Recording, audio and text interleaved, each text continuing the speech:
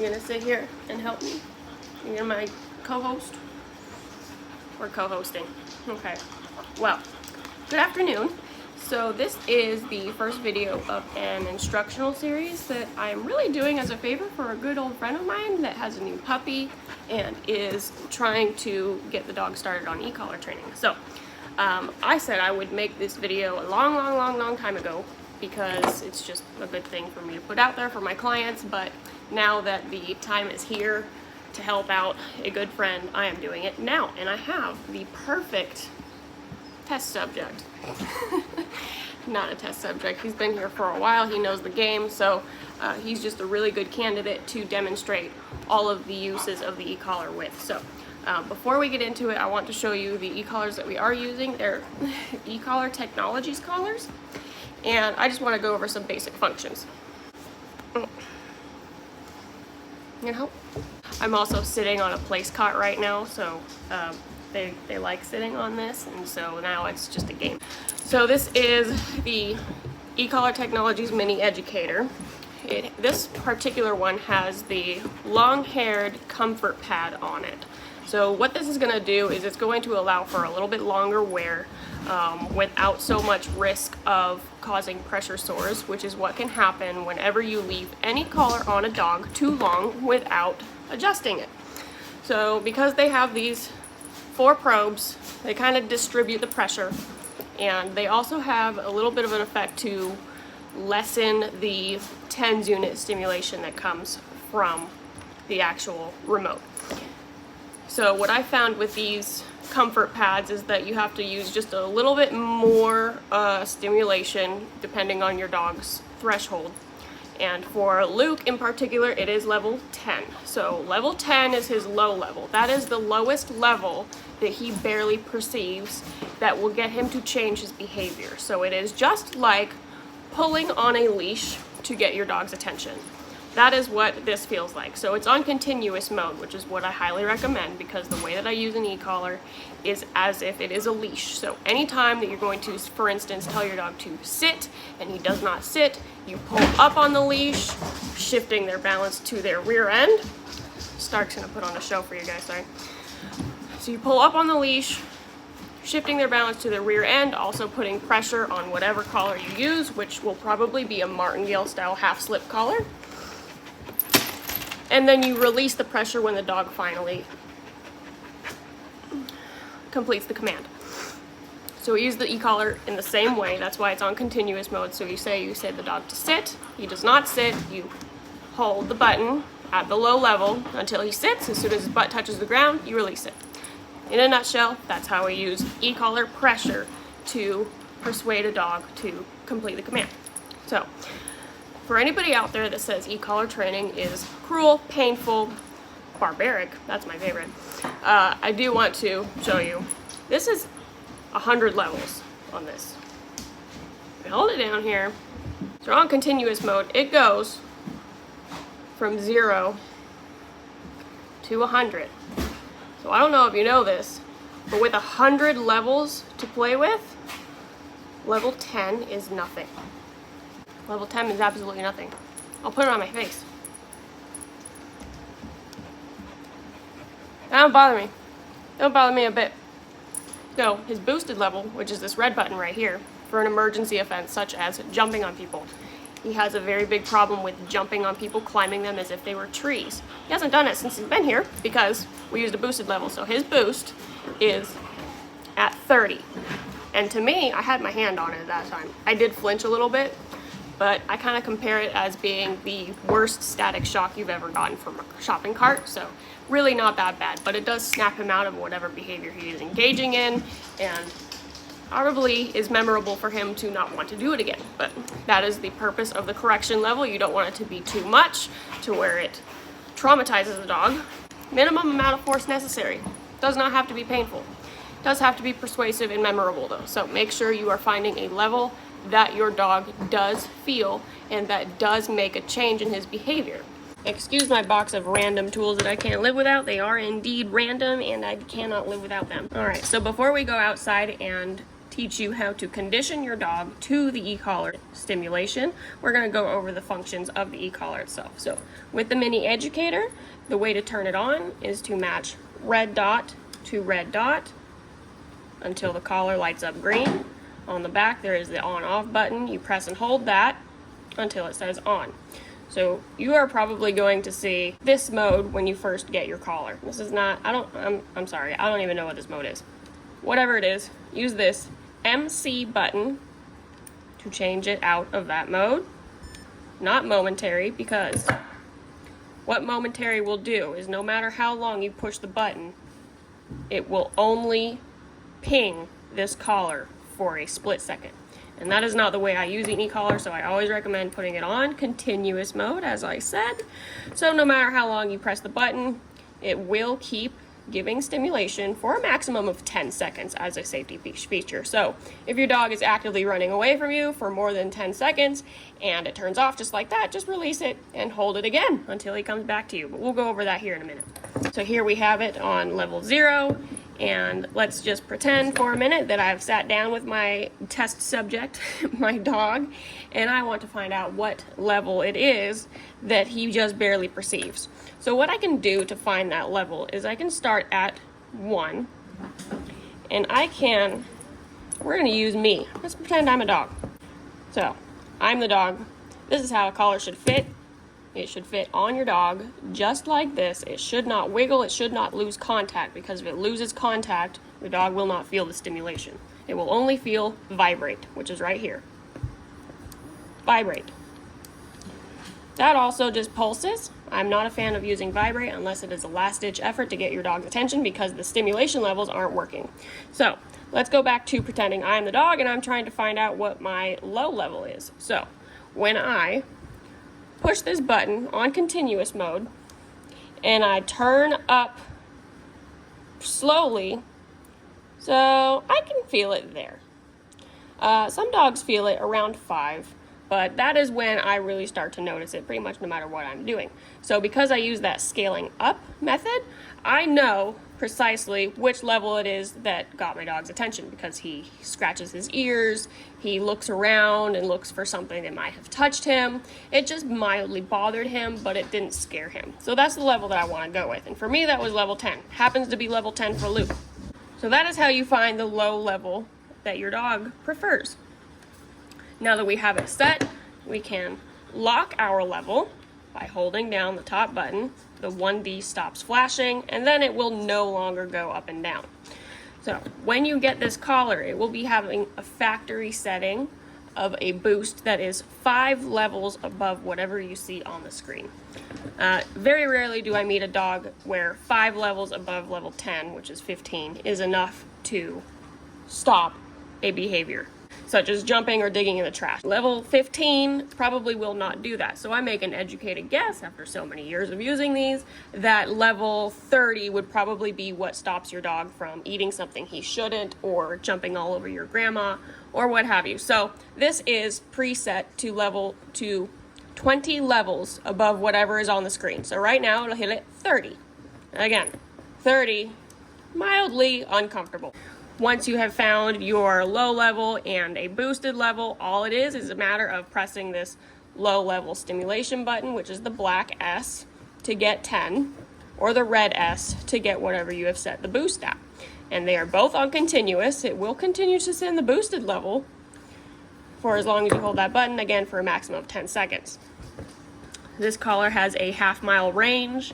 I have never had a problem with it not receiving signal, even through 4 walls, a metal crate.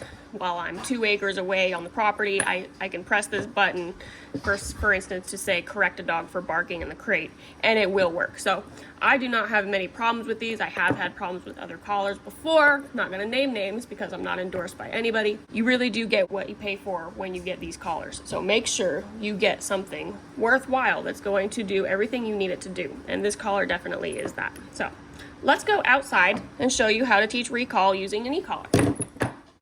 Come. Yes. Good job. Oh boy, I don't know what. There we go. Okay, go play. So I want to preface this by saying that Luke has already been taught to come when called using positive reinforcement. I come out here with a bag full of treats and I say, come. I told him to touch my hand. Every time he does, then he gets a reward. So that has been repeated several times. He definitely gets the point of the recall command. So what happens now is we have to set up for where he will choose to do something else other than what he has been taught, using treats, using praise, everything. Because you will come a point where your dog is going to choose something other than you. So that's what the e-collar is for. It is to follow through when your dog does not choose your reward over whatever it is he's looking at. And he is looking at something over there right now. So this will be a great time to call him. So I'm going to give the command, which is Luke, come.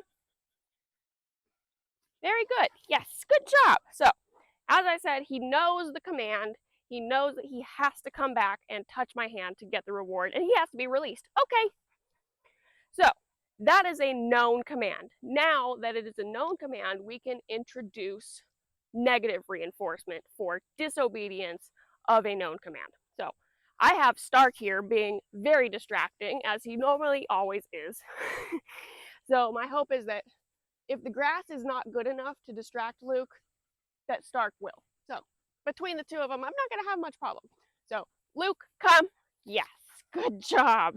No pressure needed because he did not disobey the command. He turned around right away and did what he was asked. So no disobedience, no pressure needed.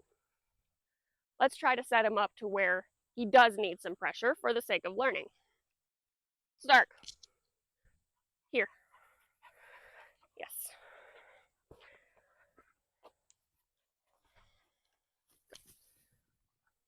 All right. So I've let go of the leash because he doesn't need it anyway. Luke, come. Pressure on. Come. So he is still getting this low level pressure. Luke, come. And it might not be bugging him so much to where he decides to come after it. Luke, come. So I'm going to hit the boost button. Come. Now, the boost button is what changed his mind. I don't know what's over there. I think it's a Frisbee.